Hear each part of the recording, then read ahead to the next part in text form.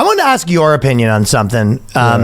So I've been hearing, obviously, nonstop like articles on the news, like whenever we're looking at the sites and everything, looking at articles we're going to do and stuff like that. Yeah, there's and I know obviously this was big under Trump too, but they said 700,000 illegal immigrants are in California. They're giving illegal free immigrants free healthcare. Yeah, but on top of that, I've just seen article after article about like 200,000 came in yesterday, and then there was the whole thing where they sent them all to Chicago, and they're sending them back. Here. They're sending them to a block from where we are right now. Okay, so this is my question to you. Is it actually right now worse than it's ever been ever? Or is it like I'm being kind of conned where I'm seeing more articles? No, they release their, like the border services agencies release their stats and stuff. Well, how do they know the exact Well, because these are illegal, because they're apprehensions, right? So why is it so much worse right now than ever before? Because there's a loophole in the system in the United States where if you claim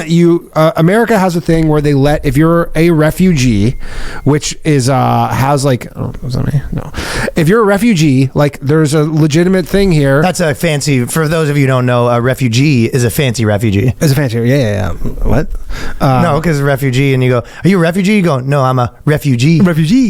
Yeah. But like if you're like escaping hardship, America has thing where they're like, we will let you into our country if you have like if you come from a country that's fucking you're gonna get killed for living in your country. Coming to say we're refugees. So they come here, but so the system is not supposed to work this way, but currently the way it's set up is you come in, you say I'm like a refugee, I'm escaping whatever, and they go, sure, you get a hearing, right, to determine whether you're actually allowed to stay. Okay. The hearing right now is in like 2030.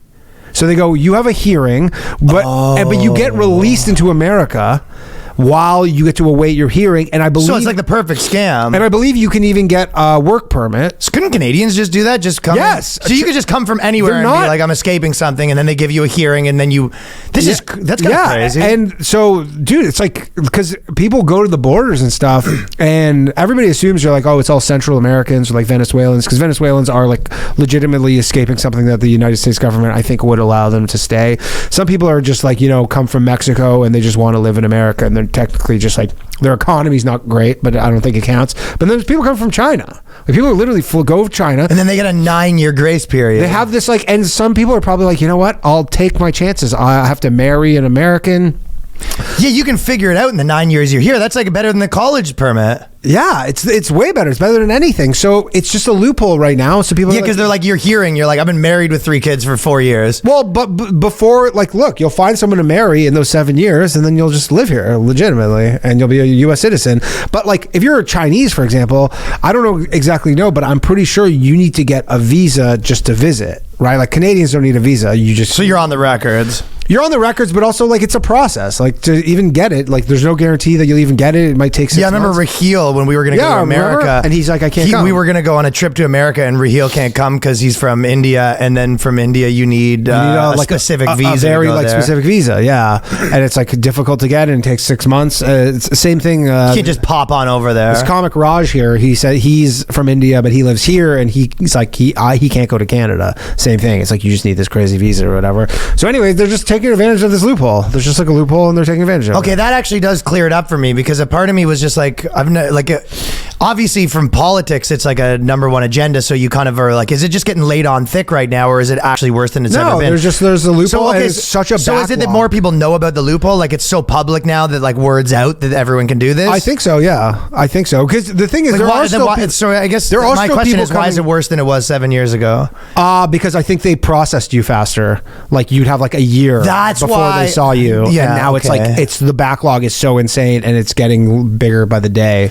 So they sort of like, and they're not created the problem that's helping them. Yeah, but they're not enforcing the border. Like Trump literally wanted to build a wall, and now they're and obviously there's that stuff as well. There's that stuff, and then they hated Trump so bad that they're like being like, we're going to do the opposite of whatever he did. So we're like, let's let everybody in, and there are also people who cross illegally, who are not going through this, like who do like the whole coyote thing, and they come in here undocumented, and they don't have this court date, and that's out of hand as well. Like I don't know, they're just completely overwhelmed. It's such a crazy thing though, because of all the issues that are crazy in the last 6 years, this is like the wildest one where it really became like a partisan point to be like, I think that people should be allowed to just cross the border and come here illegally. Yeah, and you're like a politician that would say that. It's like, no, like Obama or it's a sovereign country, any, no, like liberal politician before would be like, yeah, I think that we shouldn't have a border. No, I mean, any sovereign country should be allowed to enforce their borders. Like, that seems, yeah, I mean, obviously, right? But it just seems like crazy that this one became like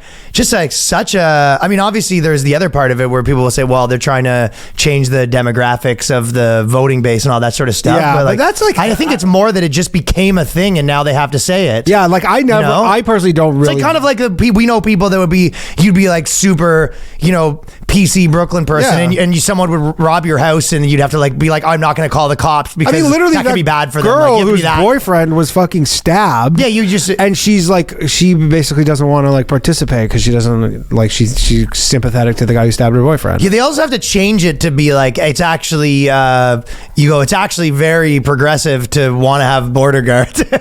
I guess. They have to convince them that I don't know how you change that, but it's like it just became a thing. I'll tell you how you change it. Is that just enforce the law? No, I'll tell you how it changes. Is that the people who live in New York City and then they're like, hey, we're cutting back on the fucking police in New York City because of the southern border, because you're a sanctuary city, and then like resources in New York City are literally like running out because we have to finance these people, and then people in New York City are like, all right, let's do something federally because like we're getting impacted on the local level. They don't though. They just keep. It feels like they just keep sending them to Chicago and places like that, and the people in Chicago go, "Can you believe these Texas people?" And they go, "Well, then." But that's what I'm saying is the people in Chicago in these liberal cities are going to be like, "Okay, we're going to have to start voting federally for stuff that'll fix this because we're getting." Do you think that happens? Probably. I mean, dude, if New York City, like, they're closing the libraries, they're cutting back on social services in New York City because of a border problem in fucking Texas.